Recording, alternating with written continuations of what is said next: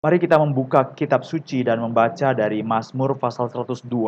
Mazmur pasal 102 kita akan baca pada ayat yang ke-26 sampai ayat yang ke-28. Mazmur pasal 102 ayat yang ke-26 sampai ayat yang ke-28. Demikianlah firman Tuhan. Dahulu sudah kau letakkan dasar bumi, dan langit adalah buatan tanganmu. Semuanya itu akan binasa, tetapi engkau tetap ada, dan semuanya itu akan menjadi usang seperti pakaian, seperti jubah engkau akan mengubah mereka, dan mereka berubah. Tetapi engkau tetap sama, dan tahun-tahunmu tidak berkesudahan. Sampai di sini pembacaan kitab suci. Saudara-saudara dikasih Tuhan, pada kesempatan ini saya ingin mengajak kita untuk merenungkan kitab suci dan membaca kitab suci ini dari seorang hamba Tuhan itu yang bernama Stephen Kernach. Jadi sebenarnya ini adalah bagian renungan firman Tuhan yang kemarin pada hari doa puasa itu kita sedang bicarakan, dan pada kesempatan ini saya ingin mengajak kita untuk melihat lebih dalam lagi tentang seorang yang bernama Stephen Kernach ini, ya. Jadi siapakah Stephen Kernach ini? Dia adalah seorang hamba Tuhan dari Inggris, ya. Seorang English Puritan yang dilahirkan sekitar tahun 1628. Jadi dia adalah orang yang sangat setia dengan kitab suci, dan pada waktu dia sudah menamatkan daripada studinya di universitas, maka dia semakin lagi terus melayani Tuhan, walaupun pada waktu itu ada tantangan dari pemerintah kerajaan Inggris. Jadi salah satu ciri dari Puritan itu adalah karena mereka menghadapi tantangan dari kerajaan Inggris pada waktu itu. Jadi mereka harus melarikan diri. Dan walaupun ada melarikan diri, ada satu hal juga, mereka itu dilarang untuk berkhotbah. Jadi hanya orang-orang yang diberikan lisensi oleh kerajaan, merekalah yang boleh berkhotbah. Tapi kalau mereka orang-orang yang tidak diberikan izin oleh kerajaan itu memang dilarang berkhotbah. Jadi di tengah-tengah kebaktian itu bisa datang orang pemerintah lalu untuk menghentikan mereka berkhotbah. Jadi walaupun ada restriction, tetapi Kernach ini tetap sangat serius sekali terus untuk melayani dan memberitakan firman Tuhan dalam public ministry di beberapa tempat seperti di Irlandia. Dan waktu dia kembali lagi itu nanti ada satu masa yang amat baik dari Cromwell namanya. Maka orang-orang Puritan itu bisa kembali lagi, dan waktu itu ada pergantian raja yang baru. Jadi itu adalah satu latar belakang dari kelompok yang namanya Puritan. Jadi Puritan itu dari kata pure, artinya murni. Jadi ini adalah orang yang disebut dengan kelompok Puritan. Dan Stephen Kernach itu adalah salah satu dari kelompok Puritan yang sangat dikenal itu. Nah, pada waktu kita membicarakan tentang bagian yang dituliskan dari Stephen Kernach ini, ada satu tulisan yang disebut dengan atribut Allah. Jadi sambil kita melihat pemikiran-pemikiran dari dia, dari buku Atribut Allah, maka saya mengambil beberapa poin-poin yang kita akan sedang bicarakan, yaitu tentang Allah yang tidak berubah. Jadi Allah yang tidak berubah. Nah, saya mulai dengan beberapa pengenalan seperti ini. Jika kita melihat ke belakang, kita tidak dapat mencapai jauh atau lebih jauh dari awal penciptaan. Jadi tadi seperti pujian kita, bahwa Allah mencipta segala sesuatu itu indah, tetapi ciptaannya itu menceritakan tentang Allah sendiri. Jadi pada waktu kita memikirkan tentang Allah yang tidak berubah, maka ada aspek-aspek yang tidak boleh lupa atau dilepaskan, yaitu Allah itu kekal adanya. Jadi karena kita ini adalah manusia yang diciptakan, kita tidak tahu apa yang terjadi sebelum penciptaan itu terjadi. Kita tidak tahu. Ya sama seperti misalnya gini, waktu kita lahir, sebelum kita lahir kan banyak hal yang kita tidak tahu. Sebelum kita lahir banyak hal yang tidak kita tahu. Jadi misalnya kalau orang tua kita itu sedikit nakal, dia menyembunyikan fakta-fakta yang terjadi, bagaimana mereka berpacaran, bagaimana mereka menikah, terus pada waktu menikah itu apa peristiwa-peristiwa yang terjadi, terus kemudian sampai kita lahir anak. Kita kan tidak ngerti, kalau mereka itu tidak jujur ya, kadang-kadang mau membohongi atau menutupi fakta, kita kan nggak tahu. Atau kadang-kadang ada orang kasih tahu sama kita, oh dulu orang tuamu seperti ini, dulu orang tuamu seperti ini, kita kan nggak langsung percaya. Atau kadang-kadang kalau kita percaya, kita hanya mencoba untuk menyelidiki. Maka kesimpulan kita itu hanya praduga. Aku menduga. Kenapa? kayaknya yang dikatakan dia itu benar loh tentang orang tuaku. Dari mana kau tahu? Karena aku perhatikan, nah gini, karena orang tuaku pernah ngomong, tapi tidak ngomong secara langsung. Dia ngomong itu ada sinyal-sinyal atau ada hal-hal yang seperti nyerempet-nyerempet ke sana. Jadi kita tidak tahu, itulah manusia. Jadi sama seperti waktu sebelum kita lahir pun banyak hal yang kita tidak tahu. Jadi manusia itu tidak dapat mencapai lebih jauh dari awal penciptaan. Dan kita harus kehilangan diri kita nanti di jurang keabadian, yaitu apa? Misalnya sebelum kita lahir atau sebelum dunia diciptakan kita tidak tahu, tetapi bukan cuma sebelum dunia diciptakan kita tidak tahu, ada waktu di mana kita akan mati. Setelah kita mati kita pun tidak ngerti apa-apa lagi yang terjadi. Jadi itu yang disampaikan oleh Kernok. Dia katakan bahwa ada namanya batas keabadian. Kemudian kalau kita membaca dalam Roma pasal 1:20, ini kan dituliskan seperti ini ya. Sebab apa yang tidak nampak daripadanya, yaitu kekuatannya yang kekal dan keilahiannya. Jadi kekuatan Allah yang kekal dan keilahiannya dapat nampak kepada pikiran dari karyanya sejak dunia diciptakan. Jadi sebenarnya kalau orang melihat ciptaan ini segala sesuatu itu, orang sebenarnya tidak bisa menyangkal bahwa Tuhan itu kekal, Tuhan itu ilahi, divine. Ya. Tuhan itu kekal dan Tuhan itu ilahi. Itu nampak. Tetapi Alkitab berkata dalam Roma 1:20, saya baca sekali lagi, apa yang tidak nampak daripada Tuhan, daripada Allah, nggak nampak, tetapi kekuatannya yang kekal, keilahiannya itu dapat nampak kepada pikiran dari karyanya sejak dunia diciptakan, sehingga mereka, manusia, tidak dapat berdalih. Nah, ada hal lagi yang ingin kita tambahkan lagi pada pemikiran-pemikiran dari Stephen Kernok ini, yaitu apa? Ada satu istilah, saudara-saudara, ini saudara bisa bandingkan. Kita mungkin lebih memahami atau lebih familiar dengan istilah abadi, keabadian. Tetapi kita tidak terlalu familiar dengan istilah ketidakterbatasan. Jadi kalau kita tanya, Allah itu abadi, kekal. Tapi bolehkah kita juga berani untuk percaya dan mengatakan bahwa Allah juga tidak terbatas? Jadi ada dua sisi atau ada dua aspek ya, atau dua aspek lebih tepat ya. Yang pertama namanya adalah keabadian. Yang kedua adalah ketidakterbatasan. Nah, kalau dua ini sudah berkumpul, sebenarnya tidak lagi yang bisa membatasi Allah atau tidak ada lagi yang dapat kita cukup gambarkan tentang Allah. Jadi gambarannya adalah bahwa Allah itu kan mencipta manusia itu kan serupa dan segambar dengan Dia. Ya kan? Jadi kalau Allah punya kasih, maka kita juga punya kasih. Allah punya kebencian, maka kita juga punya kebencian. Allah punya kekudusan, maka ada juga sifat kudus dalam hati kita. Itu sebabnya hati nurani diberikan Allah kepada kita. Hati nurani itu orang tahu, apapun agamanya, apapun sukunya, apapun bangsanya, bahwa jujur itu lebih baik daripada bohong. Semua orang tahu. Jadi itu sesuatu yang diberikan Allah sebagai percikan, sebagai suatu sinar cercah yang diberikan Allah. Tetapi persoalannya kan terbalik sekarang. Terbaliknya adalah bahwa manusia ini tidak bisa menerima Allah. Kalau Allah itu tidak masuk dalam pikiran saya, kalau Allah itu tidak sesuai dengan pikiran saya, kalau Allah tidak sesuai dengan hati saya, kita berkata kepada Allah apa? Aku tidak percaya Allah. Atau kita berkata kepada Allah apa? Allah itu jahat. Kita berkata kepada apa? Aku tidak mau beriman kepadamu ya Allah. Aku ragu kepadamu. Nah, sebaliknya ya, padahal gini loh, kita yang diciptakan serupa dan segambar dengan Allah. Jadi segala sesuatu yang besar itu ada pada siapa? Pada Allah, bukan pada kita. Kekudusan yang lebih besar itu pada Allah, bukan pada kita. Kesempurnaan pada Allah, bukan pada kita. Tetapi kita sering pakai dari kita ini untuk melihat Allah.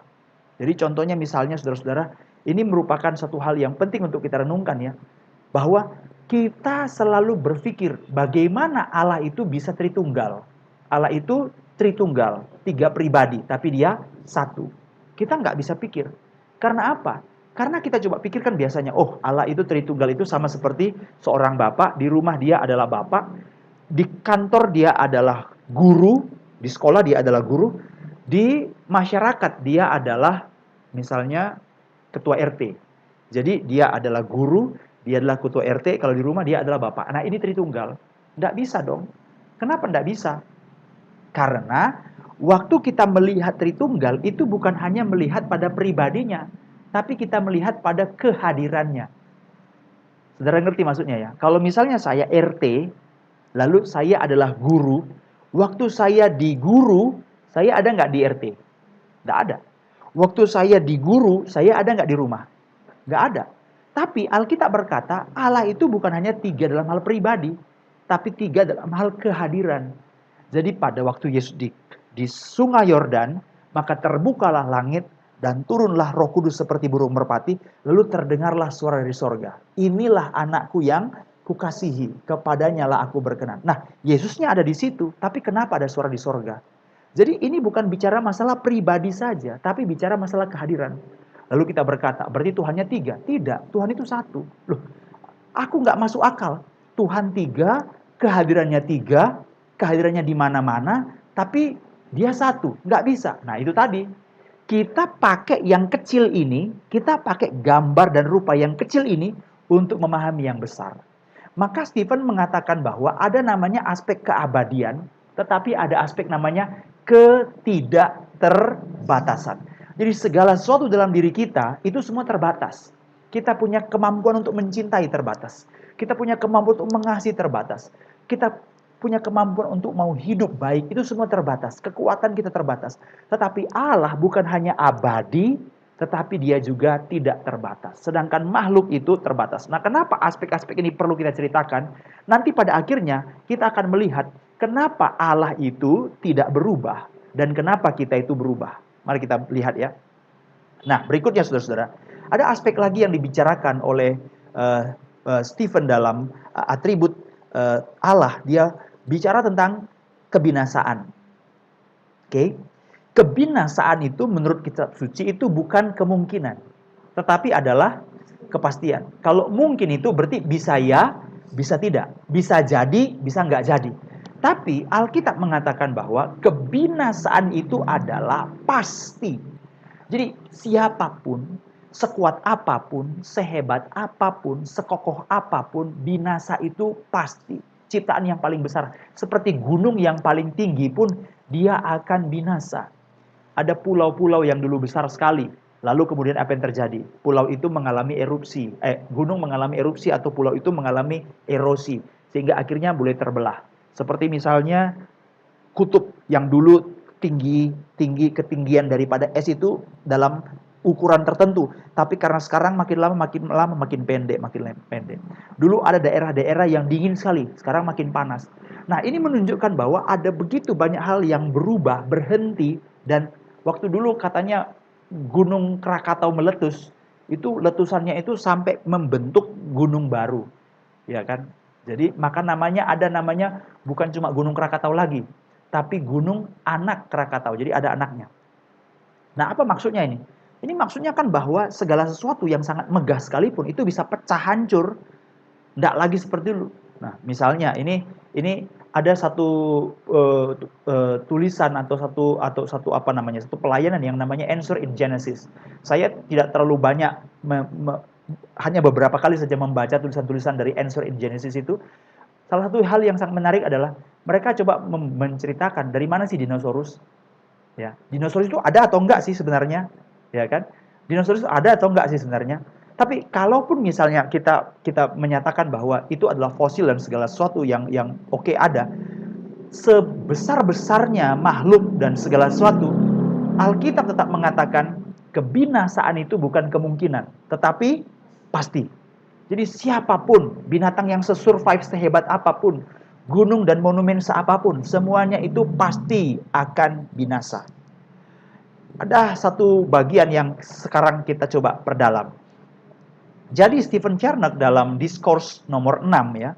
Kalau tadi nomor 5 tentang Allah yang kekal, sekarang kita kaitkan dengan yang ke-6, Allah tidak berubah. Sedangkan yang lain itu ada perubahannya. Nah, sekarang coba kita lihat, mengapa Allah tidak berubah dan yang lain itu berubah? Mengapa Allah berubah sedangkan pada ciptaan yang lain itu berubah? Yang pertama, kalau pada ciptaan lain, mereka itu adalah dicipta atau buatan. Jadi apapun ceritanya, yang dibuat itu ada awalnya. Yang dibuat itu tentu lebih belakangan. Jadi kalau saya buat kursi, berarti kursi lebih belakangan, saya lebih awal. Jadi inilah sebabnya, maka kita tadi disebutkan, kita tidak bisa melihat sesuatu yang lebih awal daripada penciptaan. Alkitab cuma memberikan alasan, pada mulanya Allah menciptakan langit dan bumi. Sebelum diciptakan, apa yang terjadi? Kita nggak tahu. Dengan sangat kuat dari firman Tuhan. Jadi bahwa perubahan ada, Kenapa? Satu, karena manusia dicipta. Yang kedua, manusia jatuh ke dalam dosa. Makhluk rohani pun itu berdosa dan akan dihukum. Alam semesta, bumi, ciptaan ini semuanya sudah juga terkutuk karena manusia yang jatuh ke dalam dosa. Nah sekarang mari kita lihat, itu dari sudut manusia, dari sudut alam ciptaan. Tapi kenapa Allah tidak berubah? Yang pertama, Allah tidak berubah karena harus ada pokok. Harus ada yang mengatur. Harus ada standar. Harus ada ukuran untuk segala sesuatu. Jadi kalau misalnya saudara membeli sesuatu barang, semua itu harus ada ukurannya. Kalau misalnya kita pergi ke pabrik misalnya, buat baju, semua harus ada standar, harus ada ukurannya. Misalnya kita buat mobil, saudara-saudara lihat, semua mobil dengan ukuran yang sama, dengan tipe yang sama, itu pasti ada moldnya, ada cetakannya, ada malnya, ada blueprintnya, ada sesuatu gambar utamanya. Jadi demikian juga dengan Allah. Allah tidak boleh berubah dan memang dia tidak akan berubah. Kenapa? Karena harus ada pokok, pengatur, standar, ukuran untuk segala sesuatu. Jadi apa ukuran untuk hidup? Apa ukuran untuk kemuliaan? Apa ukuran untuk segala sesuatu yang kudus? Apa ukuran untuk segala yang bajik? Apa ukuran untuk segala yang baik? Allah. Nah itulah sebabnya saudara-saudara sebagai orang percaya, kita ini sebenarnya tidak henti-hentinya untuk tahu bahwa ukuran kita itu adalah siapa? Adalah Allah. Karena kita memancarkan kemuliaan Allah. Kita diciptakan serupa dan segambar dengan Allah. Jadi nggak bisa, aku ikut orang, nggak bisa. Ukuran kita siapa? Ukuran kita Allah.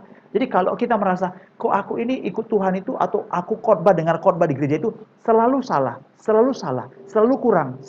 Seolah-olah di minggu demi minggu, apa yang aku buat selalu kurang. Apa heran, saudara-saudara? Nggak heran. Kenapa? Karena Alkitab berkata, ukurannya adalah Allah. Jadi seberapa sih sempurna Allah? Tadi sudah kita lihat. Ada aspek dalam diri Allah. Yang pertama, Allah itu adalah abadi. Tapi yang kedua adalah apa? Ketidakterbatasan, infinite. Jadi kalau begitu, seberapa kita menjadi orang yang harus kudus? Kekudusan kita kalau sesuai dengan Allah, berarti kita juga kekudusan kita harus apa? Tidak terbatas. Tetapi dalam hal ini, mungkinkah kita mengalami kekudusan tidak terbatas? Tidak mungkin. Kenapa tidak mungkin? Karena kita ciptaan. Karena kita tidak mungkin sama dengan yang membuat kita. Ya kan? Tidak bisa. Oleh sebab itu, karena ada tuntutan di mana kita harus sesuai dengan Kristus, sama dengan Allah, maka Kristus diberikan kepada kita sebagai kebenaran kita. Kita bisa bersyukur kepada Tuhan ya. Jadi kalau ada orang yang berkata, Tuhan sampai berapa kali aku harus mengampuni saudaraku? Kan katanya Tuhan, Alkitab mengatakan dengan jelas. Tuhan sampai berapa kali aku harus mengampuni saudaraku? Sampai berapa kali? Wah, itu standar yang sangat tinggi sekali. Standar yang tinggi sekali. Tapi di manakah kita bisa menjadi sempurna? Pada waktu Kristus telah bekerja di dalam diri kita. Waktu Kristus telah melahirbarukan kita. Jadi saudara harus ada pokok standar ukuran segala sesuatu. Yang kedua saudara-saudara, kalau kita lihat kenapa ini merupakan satu hal yang penting pada waktu kita bicarakan tentang Allah yang tidak berubah. Karena ada satu hal yang harus dihentikan dan ada yang diterima. Jadi Stephen mengatakan bahwa ini seperti merubah kebiasaan dan merubah pakaian kita. Maka kita itu sebenarnya nanti akan menghentikan yang lama dan menerima yang baru. Nah, kenapa harus dihentikan yang lama dan diterima yang baru? Saudara ingat aspek tadi ya, aspek ciptaan dan aspek dosa. Oke? Maka ada istilahnya yang harus dihentikan dan ada yang harus diterima. Kemudian ada beberapa ayat, mari kita baca ya. Yesaya pasal 34 ayat yang keempat. Yesaya pasal 34 ayat yang keempat. Segenap tentara langit akan hancur dan langit akan digulung seperti gulungan kitab. Segala tentara mereka akan gugur seperti daun yang gugur dari pohon anggur dan seperti gugurnya daun pohon ara. Jadi segenap tentara langit akan hancur. Saudara lihat tadi ya. Jadi kenapa binasa itu bukanlah sesuatu kemungkinan, tapi kepastian. Malaikat pun akan diapain? Akan dihakimi, saudara-saudara. Kita ini akan mengadili malaikat-malaikat. Coba, saudara baca kalimat bagian firman Tuhan. Kita akan menghakimi malaikat-malaikat. Coba kita baca ayat kitab suci dari surat Korintus ya. 1 Korintus pasal yang ke-6, 1 Korintus pasal yang ke-6 ayat yang kedua dan ayat yang ketiga ya.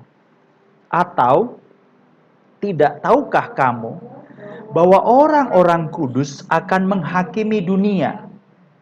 Ayat yang ketiga, kita menghakimi dunia. Ayat 3.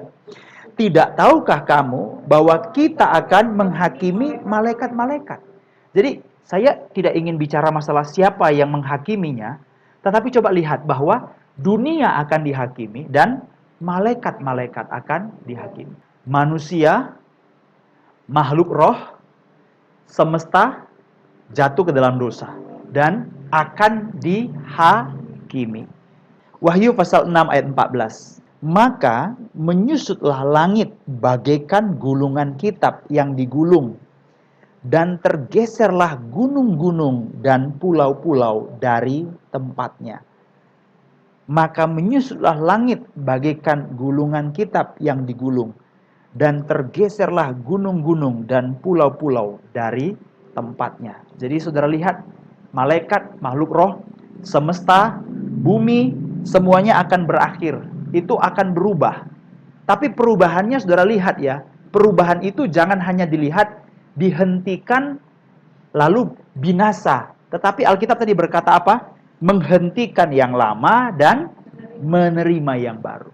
Kalau kita melihat perubahan itu jangan cuma lihat hancurnya, tapi lihat apa? Perubahan yang baru. Lihatlah perubahan yang baru. Jadi Tuhan itu bukan menghentikan segala sesuatu itu atau menghancurkannya, tetapi bukan tidak merubah. Dia merubahnya yang baru. 2 Petrus pasal 3:12. Yaitu kamu yang menantikan dan mempercepat kedatangan hari Allah.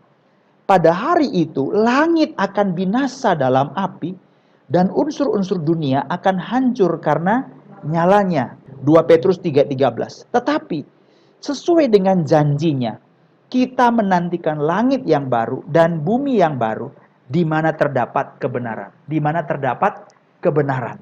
Jadi ada istilah hancur, dihentikan, tetapi jangan cuma lihat hancurnya ya. Kalau kita membaca perbuatan Allah, dalam arti kata Allah tidak berubah, segala sesuatu akan berubah, tetapi digantikan sesuatu yang baru. Yeremia pasal 31 ayat 35. Yeremia 31 ayat 35. Beginilah firman Tuhan yang memberi matahari untuk menerangi siang, yang menetapkan bulan dan bintang-bintang untuk menerangi malam, yang mengharu biru laut sehingga gelombang-gelombangnya ribut. Tuhan yang mencipta dan membuat segala sesuatu, disebutkan apa? Tuhan semesta alam namanya. Inilah pribadi Allah. Dan ayat 30 dikatakan, sesungguhnya seperti ketetapan-ketetapan ini tidak akan beralih dari hadapanku. Demikianlah firman Tuhan. Sampai di sini saja. Sama seperti matahari ada aturannya, bulan ada aturannya, bintang ada aturannya, laut, gelombang-gelombang ada aturannya. Demikianlah ketetapan-ketetapan Tuhan. Bulan ganti ke siang, matahari ganti ke malam. Pernahkah seperti itu? Tidak pernah. Sejak awal dunia ditetapkan, sampai akhir dunia akan begitu seterusnya. Demikianlah tidak pernah berubah. Seperti itulah firman dan ketetapan Allah tidak akan berubah. Yeremia pasal 31 ayat 36. Yang kedua, Allah yang mengubah. Jadi kenapa Allah tidak bisa berubah dan dia tidak boleh berubah? Yang pertama tadi karena ada standar, ada ukuran, ada pengatur. Yang kedua, karena Allah lah yang mengubah. Kalau Allah merubah yang baru, masa Allah sendiri berubah? Dia tidak boleh berubah. Karena Allah lah yang mengubah. Allah yang membebaskan dari kerusakan untuk menerima kemuliaan yang telah disediakan bagi dia. Orang-orang yang bebas dari noda. Manusia itu menerima kemuliaan sesuai dengan apa? Natur dan rancangan Allah. Ketetapan Allah tidak berubah. Jadi kita bersyukur kepada Tuhan karena Allah itu tidak harus berubah. Stephen Charnock juga menyoroti bagian yang ketiga, penghakiman. Waktu kita bicara masalah penghakiman, saudara-saudara, ini bicara masalah saksi. Segala suatu perkara itu diputuskan harus ada apa? Saksinya. Kalau nggak ada saksi, semua orang bisa mengatakan benar. Mana saksinya? Kamu kemarin pinjam uang, sekarang harus bayar. Mana buktinya? Mana saksinya? Ada bukti? Ada saksi? Tuhan berkata, semua harus diubah. Manusia jahat, bumi telah terkutuk. Harus ada saksi, harus ada bukti. Dan bukti dan saksi itu, saksi khususnya ini, adalah tidak boleh berubah. Siapakah yang menyaksikan bahwa Sodom Gomora telah hancur? Siapa yang menyaksikan bahwa firman Allah itu benar untuk selama-lamanya? Allah. Itu sebabnya Allah tidak berubah. Yang keempat, kekal. Kemuliaan Tuhan dan semuanya bersuka cita karena kekekalan Allah. Jadi pada akhirnya semuanya ini akan berakhir pada kemuliaan Tuhan. Biarlah kita bersyukur kepada Tuhan untuk segala sesuatu yang Allah berikan kepada kita. Karena segala sesuatu itu akan berakhir bukan pada diri kita, tapi berakhir pada kemuliaan Tuhan. Mari sama-sama kita berdoa.